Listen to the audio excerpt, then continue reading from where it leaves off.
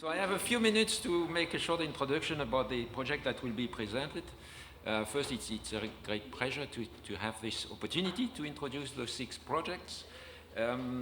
It's only a selection of projects in a way, because they all belong to the same communication booster, but it's a selection of projects. It represents maybe a small part of what we fund in the livestock research sector at European level.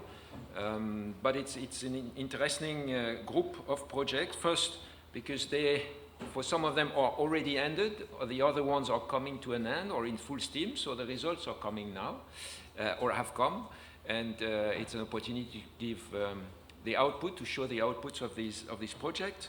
Out of these 6 projects, one is from FP7, G+E, ended a few years ago.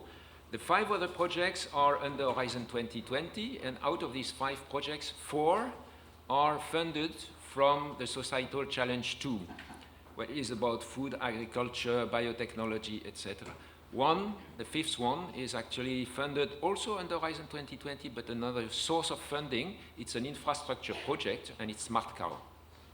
Those that are involved in cattle research will be happy, because out of these 6 projects, there are a number of cattle, but other species as well are covered by some of these projects, be it pigs or poultry, I think maybe small ruminants, or rabbits, I think, if I remember well. So there will be quite plenty of things. These projects are quite, I wouldn't say that they are technical fixes, like was mentioned this morning, but they are quite focused, more or less. One which is maybe less focused and looking into a little bit beyond the individual animals is Gentor, that goes a little bit into resilient farming systems in the cattle sector. So there are different ways. There is one project on animal health, Saphir, other ones on feed, on breeding. There is quite a bit on breeding, or genomics, and be it for the microbiome, or be it for the host, and the link to feeding, for instance. This will be for feeder gene. So it's a selection of projects. Keep in mind that altogether in the Horizon 2020, in the livestock sector, we will probably have more than 50 projects funded with a total budget EU contribution of around 400 million euros.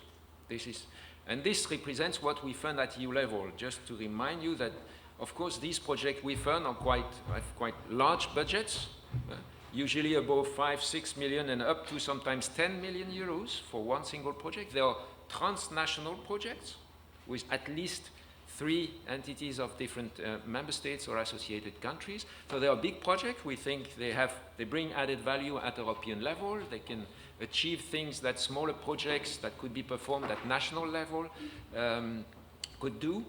But still, this overall envelope I mentioned is a small proportion of what the member states spend themselves in research in their domain. So I have no doubt that there are plenty of national projects that are also very useful and contributing to advancing on the knowledge and livestock production.